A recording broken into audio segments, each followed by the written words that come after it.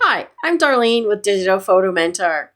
In this video, I did a photo editing exchange with a fellow professional photographer, Larry Lourcey.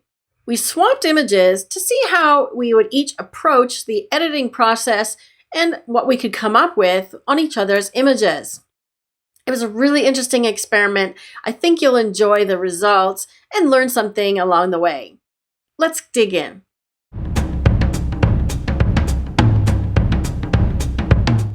Well, I chose to do the sheep in the field. Let me just share my screen here. Do you find that you approach editing images differently when it's your image versus someone else's image?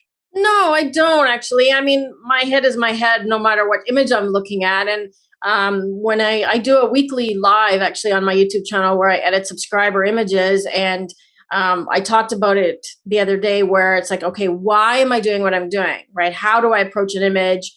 What am I doing to that thing? But why am I doing it? Why am I cropping that out? Why am I rotating it? Why am I toning this down? And I have a few tricks that I might pull up my sleeve as well and show. Okay, so the sheep, now my monitor is over here, so I'm just going to be looking over here. So the sheep I found was had potential because I thought there was lots of texture in the field, and I wanted to bring that out and that front sheep. And then obviously there was some issues with sort of sky being washed out and the cars and the road in the background. Right. So my workflow is I use Lightroom predominantly as my main editor.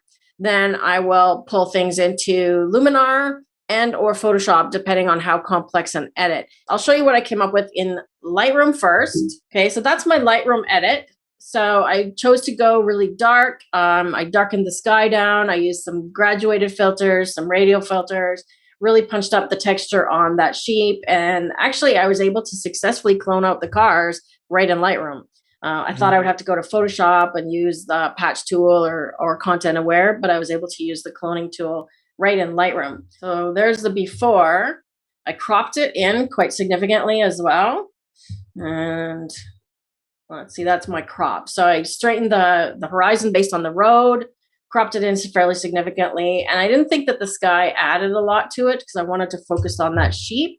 And I just kept a little bit of it just to have that rolling hill in the background. And then I just funked it up a little bit in Luminar. So that's my final edit.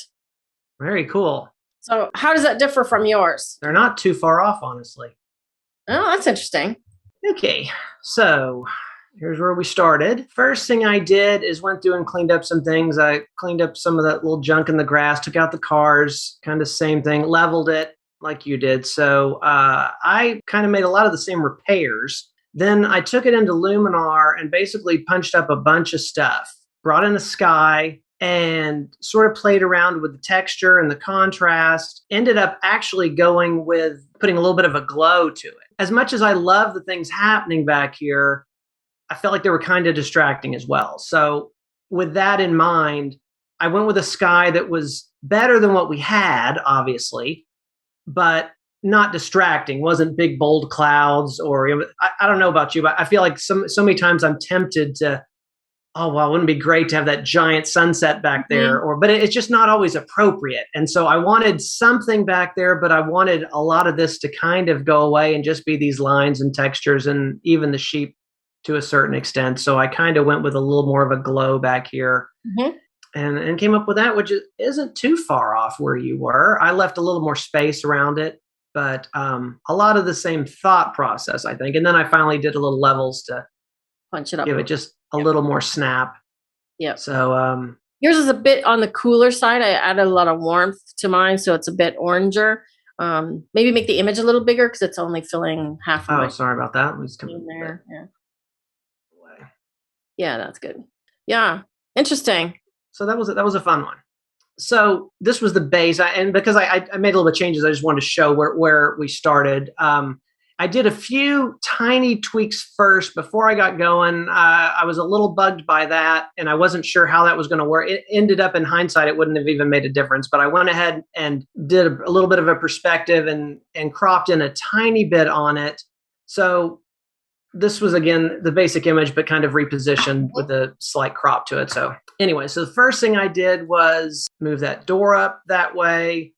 and came in, got rid of those kind of the light trap there. That's interesting. Yeah, I hadn't considered that. That's a good point. Well, it was hard, and you know how this goes. A lot of it is you're trying to decide what direction you want to go with it. And so sometimes what I will do is, like when I took this one into first, because it's hard too, because in a lot of ways, honestly, I look at an image like this and I think, well, I don't know there's not a lot of stuff really to do to this one. You know what I mean? I kind of like it as it is, but that makes for a very boring video. So I said, okay. And so I went into Luminar and I tried sometimes I'll go in templates and just start clicking down and trying, because you can't tell from those names, there'll be one called San Diego or something. I don't know what that means, and half of them, but all of a sudden I clicked on one that kind of took it in a weird direction. And I go, oh, I kind of like that, but I don't like how they did it. So then I came back here and decided what I was going to do. And that kind of necessitated me getting rid of that light area there as best I could. So that was the long drawn out thought process. Gotcha. So I went to Luminar, and maybe it was before I went to Luminar, I went ahead and took away the color here and tried to make it, because I was going to be going to a black and white image, like a high key black and white, not fully black and white, but a very pastel type thing.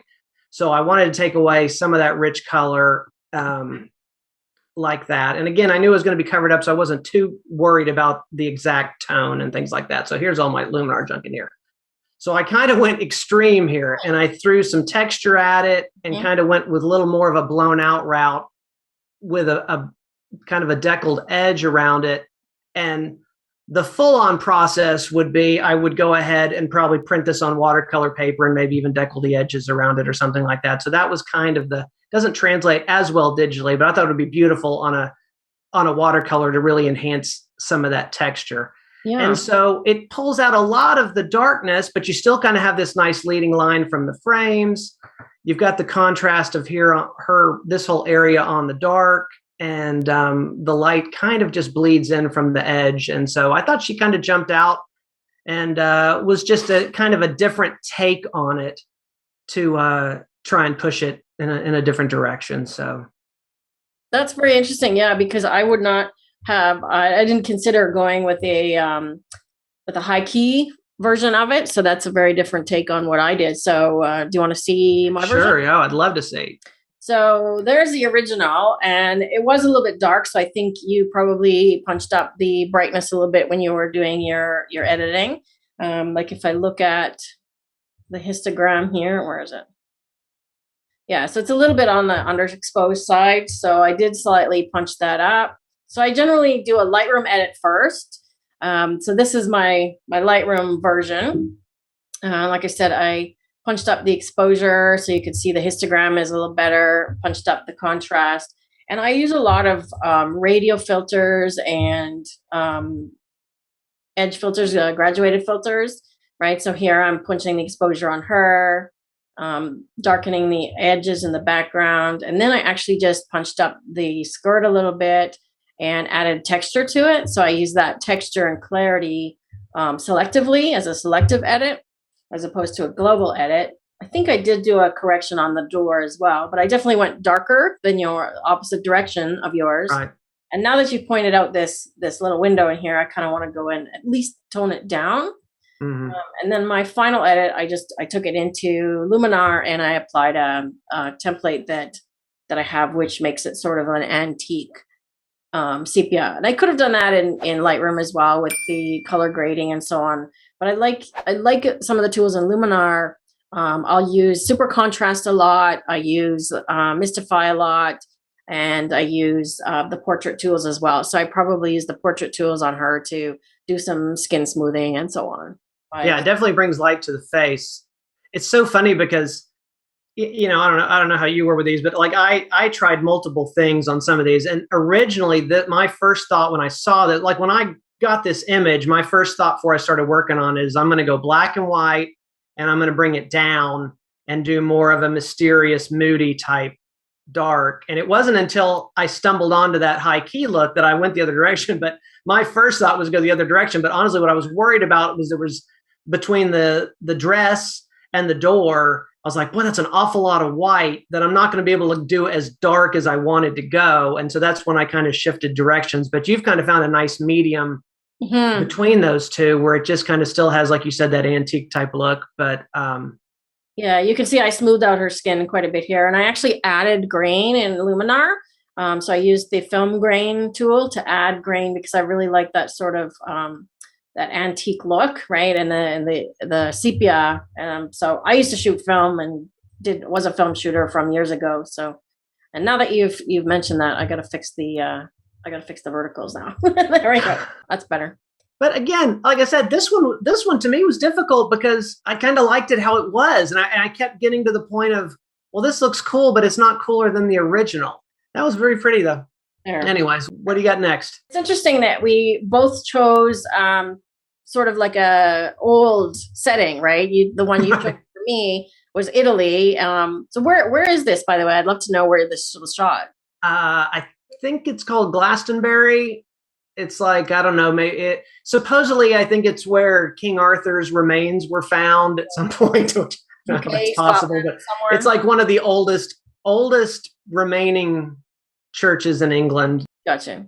So I did a bunch of stuff to this, and I'm just going to give you the final reveal because I pulled it into Luminar, and that's my final edit. So I did do a sky replacement. And I love the fact that it replaces the sky. Let me just turn on my little pointer everywhere. Like it found the sky in here and it found the sky in here. Because I've actually tested Photoshop sky replacement versus Luminar's. And I know some other people have done comparisons. And I actually have found on pictures like this, Luminar does a better job because Photoshop on one that I had where the sky was segmented like this, Photoshop didn't find the other pieces of the sky. This is so interesting that you say that because I was planning on asking you because I ran into a problem with the exact thing you're talking about, that open archway and then the window in the upper right. Mm-hmm. It wasn't putting the sky, the one in the upper right, you could see something back there, but it wasn't as clear as yours. And the doorway, it was about 2/3 of it I could see sky, but then it stopped. And so I was having the problem where it wasn't IDing. It's very odd that we were using, maybe you tweaked one of us tweaked the file first. What I did in Luminar is if I open this one up again and I go in to replace it, I'll just do a quick one here. So I think I opened up, yeah, I did a TIFF. I'm just going to do a JPEG for speed purposes here. What I did was there's that new thing where you can adjust the horizon or the vertical adjustment of the sky. Right. So I actually had to lower it to make it go down there because I did find the same thing happened. It wasn't going down far enough. Like it wasn't quite finding the right position of the horizon. Right. So hopefully when we go in here, it's going to work right out of the gate. Actually, let me just try one of my templates because I have a new set of templates that I'm just making for Skylum, actually, for portraits. But one of them has a sky replacement with one of my own skies. So let me just pop that in there. And then, so yeah, I'm using the horizon position here. Mm-hmm. I'm in a little bit. Well, it's not so much. What I did was I shifted this horizon position, like it's -3 now. But if I shift it down a little bit more, right, then it kind of comes over that area there. Right. And then I just play with, make sure my blending is good as well. So I find that horizon blending, increasing that solves a lot of the problems there. Right. Also under mask refinement, I find this is my personal settings. I use fixed details fairly high. And I find that if I go close gaps, it actually makes more gaps, which doesn't make any sense. Okay. But you can see that the sky, like it is in that upper corner because if I move it left to right, you can see it moving in the window, right? Yeah. That's very interesting. Yeah, I need to compare what my settings were to yours because I was running into difficulty with that. And you'll see it on the final image. I got it. I kind of ended up working around it on mine, but. So I'm just going to cancel out of that. Yes, I do want to quit. To go back to Lightroom here. So I did some work on it in Lightroom. I did some distortion correction. You can see that I've done the tilt and the perspective correction, cropped it a tiny bit. And then I did a lot of dodging in this area down here. Mm-hmm. And then I used the structure filter in Luminar to give structure to the buildings. And I also added a sun ray. So the sun rays are not in that shot, the sky. That's another one of my own skies. And I added the birds just just because I could. Why not? Right. They kind of work with the ethereal cathedral. Like, can you see the angels, hear the angels singing, right? That was kind of the direction that I went with it. But I knew immediately that I wanted to bring out the texture of the building and to replace that sky that was blown out. Yeah. I love the structure tool for these type buildings and things. Yeah. And I masked it so it didn't apply to the sky as well. Oh, it's great. Safe to say you improved that one. All right. Well, I'm keen to see your version of it. First, I'll show you the failed one. That was the failed attempt. I decided to go the dark nighttime route. What I ended up having to do was, I had to go through and I added the sky. Then I had to, but because it wasn't working here, I had to go ahead and clone some stuff down here and into the window, and then bring it back into Luminar to do all the rest of the stuff. And so I was just struggling with how to do that. And for some reason, it wasn't catching on my image.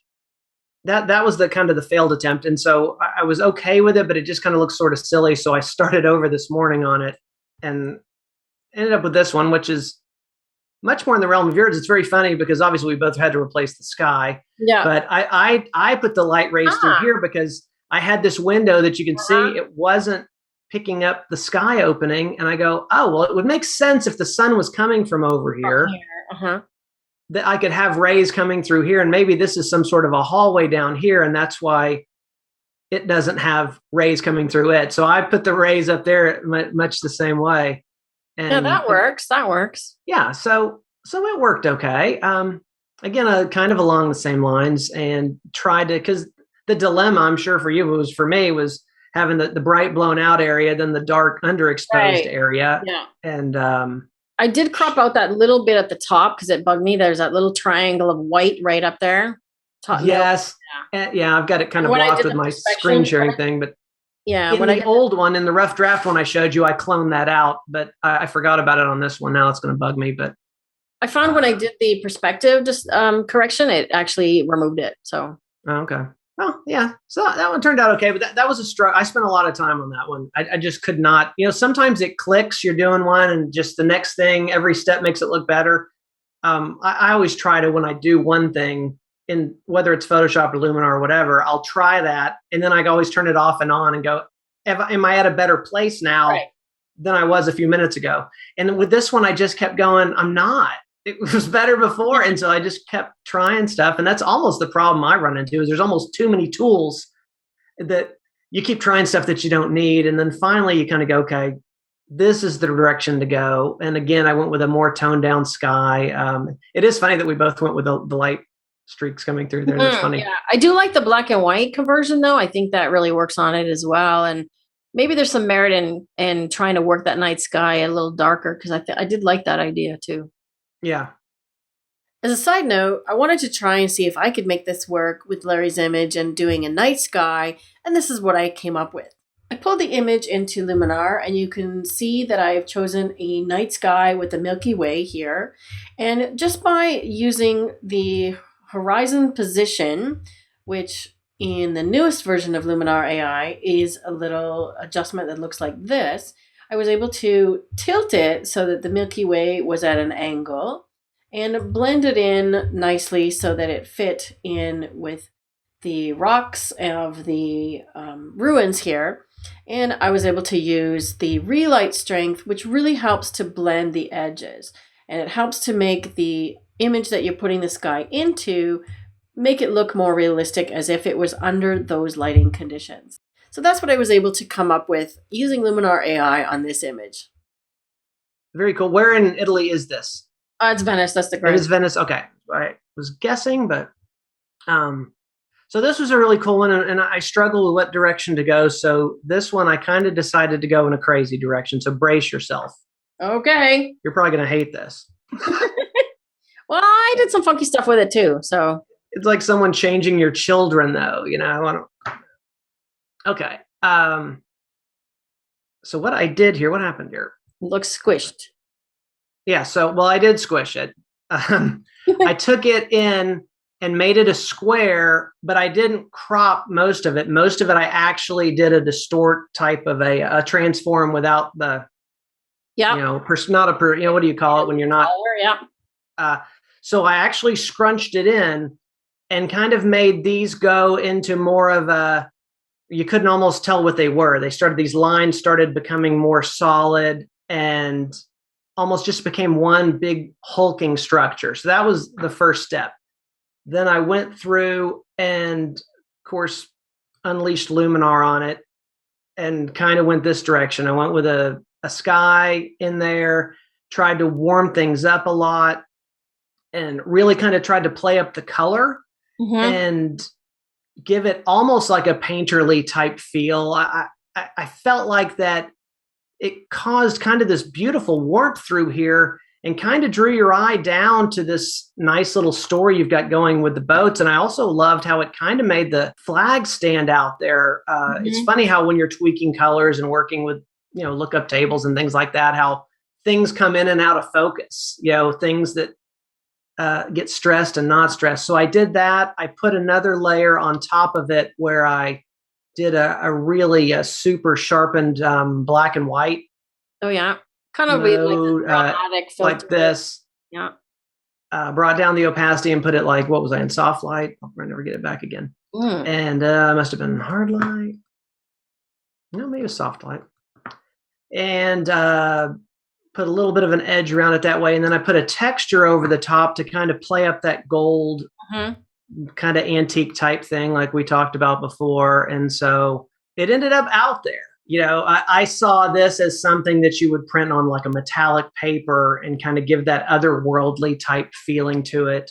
It tried to maintain the story that was there, but pushing the visual in a totally different direction. I like it. The texture, the colors work, the sky works, and it's actually not that different than my head, believe it or not. That's good. All right, I'm going to hand it back to you. Okay, so let's have a look at what I did. All right, so there's the original. Let me get this off. Was this morning, evening? What was the situation? Yeah, it's sunset, and it's on a very famous bridge. This is the place to go for sunset because it's Grand Canal, right? So there's about like 100 other photographers there taking pictures. So that was my Lightroom edit. So I went with the original sky because the sky was kind of really pink. And I know what it was like because I was there when I took it, right? And I wanted to bring out those colors. So I felt like it was more pinky blue as opposed to the yellow. And then I pulled it into Luminar and I took it even farther with the painterly look. So I went a very similar direction with that you did with the painterly, and I went with a matte look, right? Like if I zoom in here, you could see that my blacks are not true black and it's a bit muted. And I went that way because I felt like it gave it that old world feel that is, Italy, right? That is Venice. So that's the direction I look. And that's just punching up the sky. So that's that sky AI enhanced that does such a great job. I think, looking at it again now, I might, do a bit more work to bring out more detail in these piers here and some of the shadows. But I'm happy with it in terms of color and tonality and the general feel. Yeah, it's tough with something like this because I think you could make a really strong argument for making the focus be several different things in the image. Right. You wouldn't be wrong to say, well, that boat in the front right should be the focus, or the buildings should be the focus. I mean, and so there's a lot of different areas, and you almost have to pick one way or the other, or it just becomes overwhelming on the senses. I'm sure that's probably how it is live, but it's a very interesting scene that you could do a lot with. So this was a really fun one to play with. And I could definitely go black and white with it as well. Personally, I love doing black and white that is like a sepia tone. And what I'll do is I'll just add it into, I'm not a super fan of their new thing. I like the split toning better, but that's why I usually do it in Luminar. But I'll just tone the shadows as opposed to the rest and leave the highlights and the midtones white and clear. So it gives it more of that true sort of, sepia. That's interesting. Yeah, it's funny. We talked at the beginning about work on other people's images. For me, I find it's almost more freeing working on someone else's because mine, I can't help but think of what was in my head when I created that image. And I'm very biased toward I saw it as a moody thing, or I saw it as a whatever. But Right. with someone else's, you kind of just go potentially a completely different direction than what they would even want it to be. So to me, it was a little more freeing to Interesting. work on a different image. Cool. Yeah, I could go a number of different ways with this one in black and white too. So, well, thanks for this experiment. That was kind of fun. I think That we was a didn't lot of fun. that different. Your ballerina was definitely different. So different take on that one for sure. Yeah, no, yeah. I think it's always interesting just to try different things and see how two different people look at different things. Hopefully, we can keep up with each other and maybe do another one of these somewhere down the road. Absolutely. Yeah. I mean, my channel's Digital Photo Mentor, and it's my website as well, digitalphotomentor.com. Fantastic. Well, it was great talking to you, and I will see you again soon. Thanks so much, Larry. If you want more like this video, just click here now and set a reminder. Join me each week as I do a live stream on photo editing subscriber images. You can even send me your images. Until then, take care, and we'll see you soon.